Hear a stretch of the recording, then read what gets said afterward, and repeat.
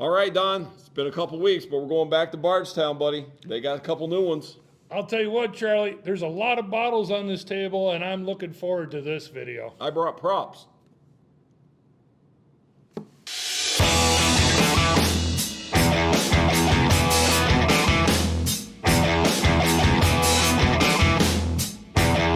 Hi, welcome to this week's edition of What's New at Charlie's. Well, this week at Charlie's, we got a couple bottles from our good friends at Bardstown. We had their Goose Island collection, which is awesome, and the Amaro Nonino collection, which is pretty rare. That was a pretty hard one to come by. I didn't get many of those. But the cool thing about it is, as you can see, my good friend Mr. Don Williams of Bourbon Full. Don, how you doing, buddy? Charlie, I'm impressed with the props. I really am. I brought props, man. You planned this one out. So, just so happens, Amaro Nonino is one of our favorite. It's a bitter, an aperitif, something like that. But we make cocktails with this, and it's been one of my favorites forever. So when I saw that they were pairing up, I thought, well, that's really cool.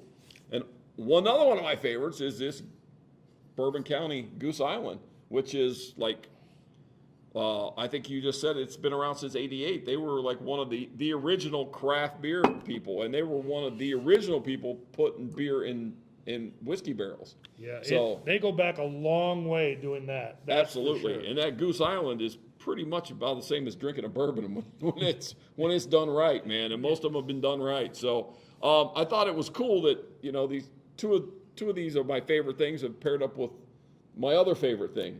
So yeah, and what I'm really impressed with is we have tried all kinds of secondary maturations. Yep. All kinds. Yep. This one's going to be pretty unique. It is really unique. Yes, yeah. And I'm anxious to see what that does to the bourbon. Right. It'll be very interesting. So, our good friends at Bardstown, the one thing they are is very transparent. Yep, absolutely, 100%. They talk about where the distillate comes from. They break it down. It's on the bottles. Yep. And so, realistically, it's just the magic they do with the maturation. And I really think that, that's part of their success is they're not afraid to, experiment. They're not, to go outside the box. Yeah. And a few of their things we've tried are outside the box, and this is going to be another one. Absolutely. So they call it their collaborative series, where they pick out a partner and they do something crazy, and they're not afraid to let these things sit for a while. A lot of people will finish something 2 weeks, 4 weeks, 6 weeks. Yep. This one, as a matter of fact, sits for 17 months. Yeah. So they'll let it sit and they try it, taste it, and they don't release it till it's ready. So right. Like I said, this was a very limited release. I was told there was very few of these, and I only got a couple of them. So, I'm excited to try this one. You want to just open it now? Yeah. Let's just start with this one. So what else do we know about this, Don? Well, first of all, the Amaro Nonino is got a lot of aging before it even gets to the bourbon. Yeah. It's aged for 24 months in wooden casks, and then they add some more distillate to it, and they age it for an additional period of time. So it gets a lot of aging, and then, like we said, when the barrel's empty, the Bardstown bourbon comes in, and it sits for 17 months in the used cask. Yeah. There's a lot of aging going on there. And it's, the juice is a combination of 12-year Kentucky, 7-year Indiana, and 6-year Indiana. So I was just going to point out, I'm looking at this, and Bardstown always, like he said, they're very transparent.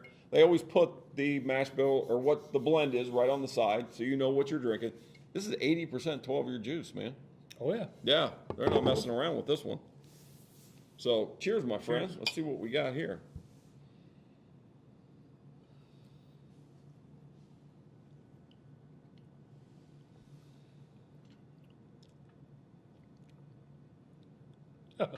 Yeah. Great aroma. Yeah.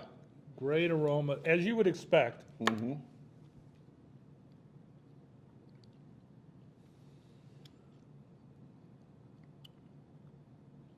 There's a lot going on in that bottle.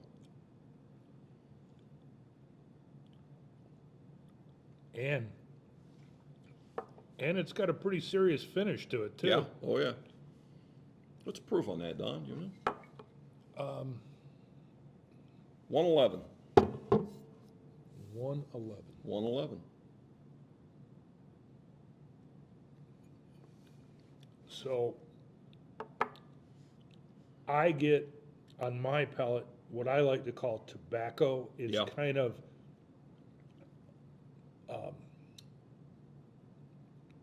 smoky in a way. Mm-hmm. There's some fruit nuances there, some dark red fruits.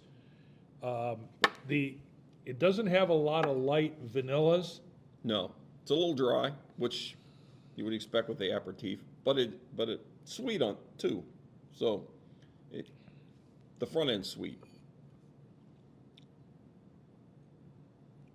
Now, that is a great sipper on a cold evening. Oh yeah, absolutely. It's just got that warm spice, a little bit of clove, a little bit of dark baking spices. Yeah. It is really, really good.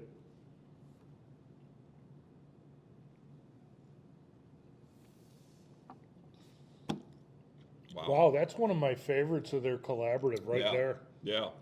That is pretty special. That is a special one. Now, we did the KBS, which was kind of in the same ballpark as this. You know, I mean, it's a local bourbon barrel aged beer. I love that. I know love that one. that was one of our favorites that we've done from these guys, and so you know we got high hopes for this one. So same concept, beer's aged in a whiskey barrel. Put whiskey back in that barrel after they've aged beer in it. Correct? That's kind of how it's done. Absolutely. Yeah. And this one has 3 different Kentucky bourbons. So it's got a 7-year, it's got a 6-year, and it's got a 9-year. You know, and Goose Island starts out at 14.1. Yeah. You know, Yeah. it's got some serious muscle to it already. I find it interesting that Goose Island ages their product in bourbon barrels from Buffalo Trace, Four Roses, Wild Turkey, and Heaven Hill. They use used barrels from all of them. From wherever they can get them, basically. So yes, because I can vouch for it. It's hard to get a used barrel. It's not easy. Yeah, and it just keeps getting harder because of guys like this. So I will point out one quick thing I'm just noticing. Very low corn on most of this. So what do we got there? 82% is 53% corn. So as opposed to the 80% of 75% corn on this one. Well, this one. there's So, another unique thing about this. Yeah. Is after it ages for 12 months in the used Goose Island barrel, yeah. they then blend it with some more 9-year-old whiskey. So that is a little higher corn. Yes. Yeah. Yes. So they kind of, you know, marry it in to get the right flavor Sure. profile Okay. that they're looking Well, cheers, man. Let's. So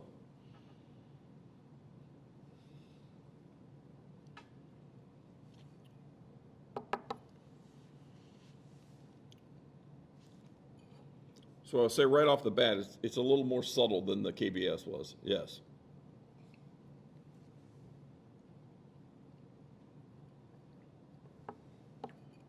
The chocolate's there, but it's, you know, the chocolate you get from the beer, it's just much more subdued, but it kind of sneaks in there.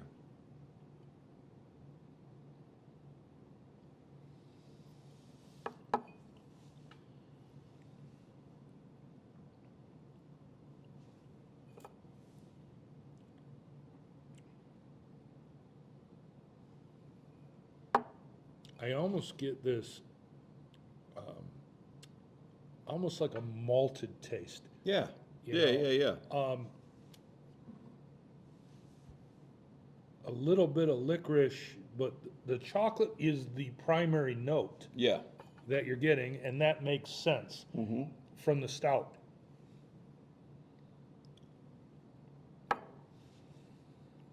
Malted's a good word. Yeah. It's like a malted chocolate ball kind of thing.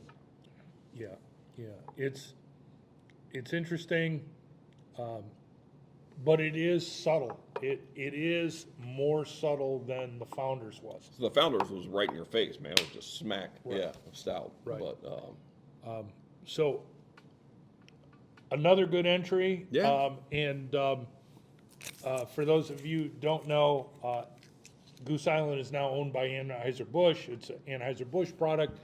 But, you know, the one thing we've said this over and over again with Bardstown is Bardstown goes out and partners with really cool collaborations. yeah, yeah, They- absolutely. You know, they, I mean, Prisoner wine, a great wine. Foursquare rum, great Right. rums. You know, KBS, great beer. Goose Island, great beer. Right. I mean, these are still highly sought after. oh, Like, there's no doubt about it. yeah, it's hard to get a bottle of Goose Island. So yeah, And again, you know, from the day Bardstown opened, and I went there in their very early infancy, and basically they told me what their plan was, and they have followed that plan. yeah, And ladies and gentlemen, we can't list them all here, but chances are you have definitely tried some products that Bardstown has had a hand in, because they have Sure. a lot of stuff on the market. absolutely. So, and they just keep coming up with something new, man. So Yep. can't wait to see what's new. We'll have to ask our buddy Ron And- what's coming down the road. You know. And this one is a beauty. That's- It is really a beauty. That is really a beaut. Yeah, absolutely. So, two more great things from Bardstown. We're gonna start changing this place, the name of this place, to Charlie's Bardstown, or something. I don't know, Or man. something. I don't know, but yeah, they keep coming up with some great stuff. How are you gonna pass up on it? You know. So Charlie, great choices. awesome. Keep up the good work, guys, and we'll see what's next. Thank you, everyone, for watching. Be sure to try these. You won't be disappointed. Cheers.